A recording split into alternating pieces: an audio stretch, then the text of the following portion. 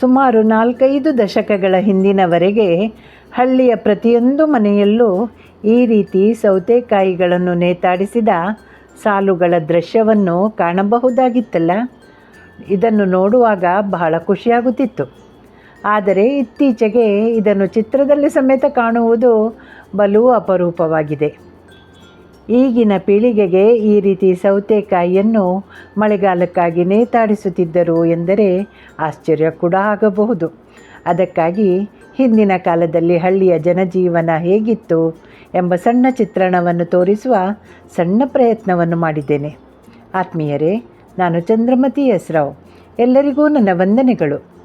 ಈಗಿನಂತೆ ಪಟ್ಟಣಗಳಲ್ಲಿ ಸಿಗುವಂತಹ ತರಕಾರಿಗಳು ಸುಮಾರು 40-50 ವರ್ಷಗಳ ಹಿಂದೆ ಹಳ್ಳಿಗಳಲ್ಲಿ ಸಿಗುತ್ತಿರಲಿಲ್ಲ. ಅಲ್ಲದೆ ಆಗ ಈಗ ಸಿಗುವಷ್ಟು ವೈವಿಧ್ಯಮಯ ತರಕಾರಿಗಳೂ ಇರಲಿಲ್ಲ. ಹಳ್ಳಿಗರು ತಾವು ಬಳಸಿದ ಕೃಷಿಯನ್ನೇ ನಂಬಿ ಬದುಕಿದವರು. ಅಲ್ಲದೆ ಆಗಿನ ಕಾಲದಲ್ಲಿ ಮಳೆಯೂ ವಿಪರೀತವಾಗಿದ್ದ ಕಾರಣ ಜನರಿಗೆ ಮನೆಯಿಂದ ಹೊರಗೆ ಹೋಗಿ ತರಕಾರಿ ಕಾಯಿಪಲ್ಯಗಳನ್ನು ತರುವುದು ಕಷ್ಟ ಸಾಧ್ಯವಾಗಿತ್ತು.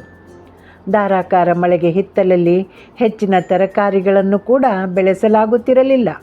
ಅದಕ್ಕಾಗಿ ಜನರು ಬಹಳ ಜಾಣ್ಮೆಯಿಂದ ಸೌತೆಕಾಯಿ, ಕುಂಬಳಕಾಯಿ, ಈರುಳ್ಳಿ, ಬೂದುಗುಂಬಳ ಮೊದಲಾದ ಬೇಸಿಗೆ ಕಾಲದ ಬೆಳೆಯನ್ನು ಮಳೆಗಾಲದ ಬಳಕೆಗಾಗಿ ತೆಗೆದಿಡುತ್ತಿದ್ದರು. ಅದರಲ್ಲೂ ನಮ್ಮ ತುಳುನಾಡಿನ ಜನರ ಹೆಚ್ಚಿನ ಒಲವು ಸೌತೆಕಾಯಿಯ ಮೇಲೆ. ಇದನ್ನು ಮಂಗಳೂರು ಸೌತೆ ಎಂದು ಕರೆಯುವುದೇ ರೂಢಿ. ಬೇಸಿಗೆಯಲ್ಲಿ ಸೌತೆಕಾಯಿಗಳು ಬೆಳೆದು ಬಣ್ಣ ಬದಲಾಗುತ್ತಿದ್ದಂತೆ ಅದರ ಕಟಾವು ಮಾಡುತ್ತಾರೆ.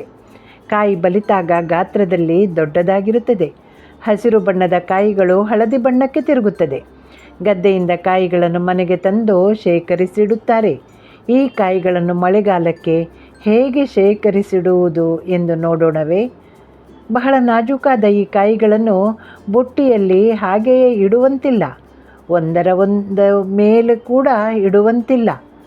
ಅದಕ್ಕಾಗಿ ನಮ್ಮ ಹಿರಿಯರು ಅದನ್ನು ಕಟ್ಟಿ ಮನೆಯ ಮೇಲಿನ ಒಳಚಾವಣಿಗೆ ಅಥವಾ ಮೆತ್ತಿಗೆ ತಾಗಿ ತೂಗು ಹಾಕುತ್ತಿದ್ದರು. ಮನೆಯೊಳಗೆ ಸೌತೆಯ ಸಾಲಾದರೆ ದನದ ಹಟ್ಟಿಯಲ್ಲಿ ಕುಂಬಳಕಾಯಿಯ ಸಾಲು ತೂಗುತ್ತಿತ್ತು. ಇದು ಹಳ್ಳಿಯ ಪ್ರತಿ ಮನೆಯಲ್ಲೂ ನೋಡಸಿಗುವ ಚಿತ್ರಣ.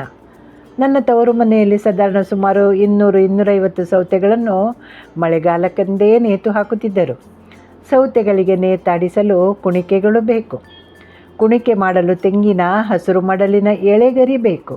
ಇದನ್ನು ತುಳುವಿನಲ್ಲಿ ಓಲಿ ಎಂದೆನ್ನುತ್ತಾರೆ. ಅದನ್ನು ಕತ್ತರಿಸುವ ವಿಧಾನವೂ ಇದೆ. ಮೊದಲಿಗೆ ಒಣಬಟ್ಟೆಯಿಂದ ಕಾಯಿಗಳ ಮೇಲಿನ ಧೂಳಿಯನ್ನು ಒರೆಸಿಡಬೇಕು.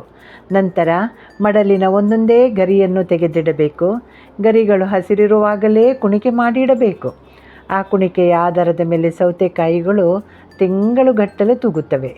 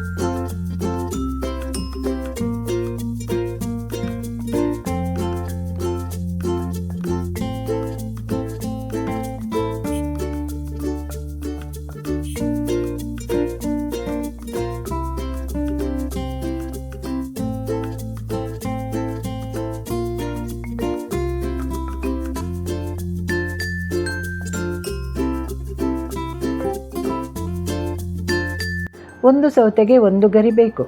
ಆ ಗರಿಯ ಉದ್ದ ಅದನ್ನು ಕೋಲಿಗೆ ಕಟ್ಟಲು ಉಪಯೋಗವಾಗುತ್ತದೆ. ಮೊದಲು ಎಷ್ಟು ಸೌತೆ ಇದೆ ಅಷ್ಟು ಕುಣಿಕೆ ಮಾಡಿಡಬೇಕು. ಹಳ್ಳಿಯ ಮನೆಗಳಲ್ಲಿ ಉದ್ದನೆಯ ಬಿದಿರು ಕೋಲೊಂದನ್ನು ಪಕ್ಕಾಸಿಗೆ ಕಟ್ಟಿಯೇ ಇಡುತ್ತಿದ್ದರು. ಇದು ಪ್ರತಿ ವರ್ಷ ಪುನರಾವರ್ತನೆಯಾಗುವುದರಿಂದ ಬಿದಿರು ಕೋಲನ್ನು ತೆಗೆಯುತ್ತಿರಲಿಲ್ಲ. ಹಾಗೆಯೇ ಇಟ್ಟು ಬಿಡುತ್ತಾರೆ. ನಂತರ ಒಂದೊಂದು ಕುಣಿಕೆಯನ್ನು ಸೌತೆಕಾಯಿಯ ನಡುಭಾಗಕ್ಕೆ ಹಾಕಿ ಮೆಲ್ಲನೆ ಬಿಗಿಯಾಗಿ ಎಳೆದರೆ ಸೌತೆ ಜೋಪಾನ. ಕಟ್ಟುವಾಗ ಸೌತೆಕಾಯಿಯ ಎರಡೂ ಬದಿಗಳಲ್ಲಿ ಸಮತೋಲನ ಇರಬೇಕು.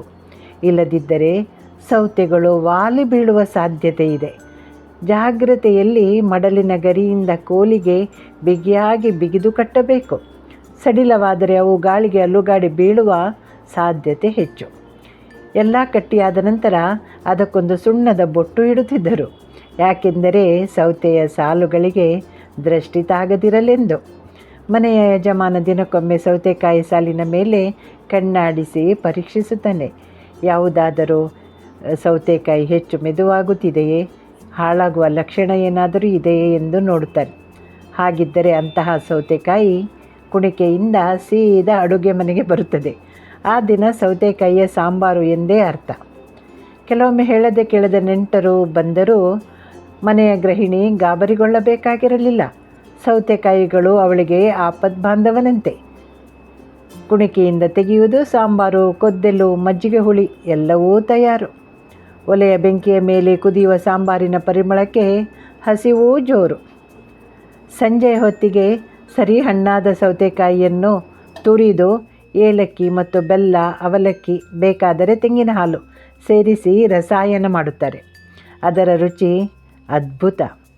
ಹೀಗೆ ಕಟ್ಟಿದ ಸೌತೆಗಳು ಮಳೆಗಾಲ ಮುಗಿದ ಮೇಲೂ ಬಾಳುತ್ತಿದ್ದವು. ಆಗಿನ ಕಾಲದಲ್ಲಿ ಕೃಷಿಗೆ ರಾಸಾಯನಿಕ ಸಿಂಪಡಣೆ ಇರಲಿಲ್ಲ ಅಲ್ವೇ. ಹಟ್ಟಿಗೊಬ್ಬರ ಮತ್ತು ನೀರು ಅಷ್ಟೇ ಫಲವತ್ತಾದ ಮಣ್ಣು. ಆದ್ದರಿಂದ ತರಕಾರಿಗಳು ಬೇಗನೆ ಹಾಳಾಗ್ತಿರಲಿಲ್ಲ. ಈಗ ಮಾರುಕಟ್ಟೆಯಿಂದ ತಂದು ವಾರ ಆಗುವುದರೊಳಗೆ ಸದ್ದಿಲ್ಲದೆ ಇಟ್ಟಲ್ಲೇ ಕೊಳೆತು ಬಿಡುತ್ತವೆ. ನೋಡಿದಿರಲ್ಲ, ರೆಫ್ರಿಜರೇಟರ್ ಇಲ್ಲದೆಯೂ ತರಕಾರಿಗಳನ್ನು ದೀರ್ಘದ ಕಾಲದವರೆಗೆ ನಮ್ಮ ಹಿರಿಯರು ಹೇಗೆ ಕಾಪಾಡುತ್ತಿದ್ದರೆಂದು. ಹಳ್ಳಿಗರ ಸರಳ ಜೀವನದಲ್ಲೂ ಎಷ್ಟೊಂದು ಅನುಭವ, ಜ್ಞಾನ, ಮುಂದಾಲೋಚನೆ ಇತ್ತಲ್ಲ. ಹಳ್ಳಿಯ ಜೀವನ ಪರಿಚಯವನ್ನು ನಿಮ್ಮ ಮಕ್ಕಳು ಮೊಮ್ಮಕ್ಕಳಿಗೂ ತಿಳಿಸಿ ಹೇಳಿ. ನಾವು ಶಾಲೆಯಿಂದ ಬಂದ ನಂತರ ಮನೆಯವರೆಲ್ಲರೂ ಸೇರಿ ಸೌತೆಕಾಯಿ ಧರೆಗೆ ನೀರು ಎರೆಯುತ್ತಿದ್ದ ನೆನಪು ನನಗಿನ್ನೂ ಹಸುರಾಗಿದೆ.